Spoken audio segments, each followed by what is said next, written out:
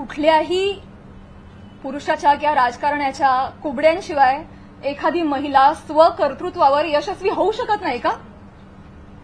कष्टांनी आणि मेहनतीनं एखादा माणूस मोठा होतो, याच्यावर तुमचा विश्वास का नाही बसत? ही अशी टिप्पणी करून तुम्ही माझी नाही, आम्हा महिलांची नाही, स्वतःची मानसिकता दाखवताय असं मला वाटतं आणि ही अतिशय खेदजनक बाब आहे.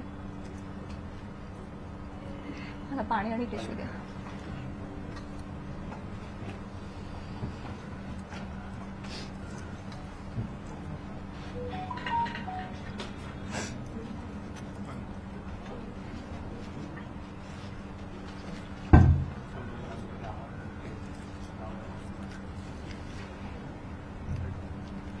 महिलांची अब्रू, स्पेशली फिल्म इंडस्ट्री मधल्या महिलांवर फार सॉफ्ट कॉर्नर, फार सॉफ्ट टार्गेट कोणी यावं, पटकन नावं घेऊन जावं.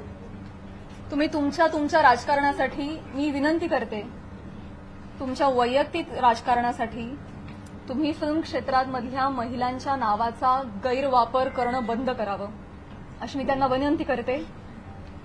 आणि ज्या कुत्सितपणे त्यांनी टिप्पणी केली आहे, या सगळ्या गोष्टीचा प्रसार माध्यमांसमोर हशा पिकवण्यासाठी त्यांनी उपयोग केलेला आहे.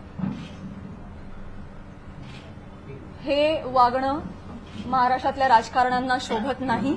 ही अतिशय निंदनीय बाब आहे आणि म्हणूनच ज्या कुत्सितपणे त्यांनी टिप्पणी केली आहे आणि हशा पिकवलाय, प्रसार माध्यमांसमोर कसं बोलावं, काय बोलावं याचं ज्यांना भान नाहीये त्यांना मी विनंती करते की त्यांनी तितक्याच विनम्रतेनं माझी जाहीर माफी मागावी.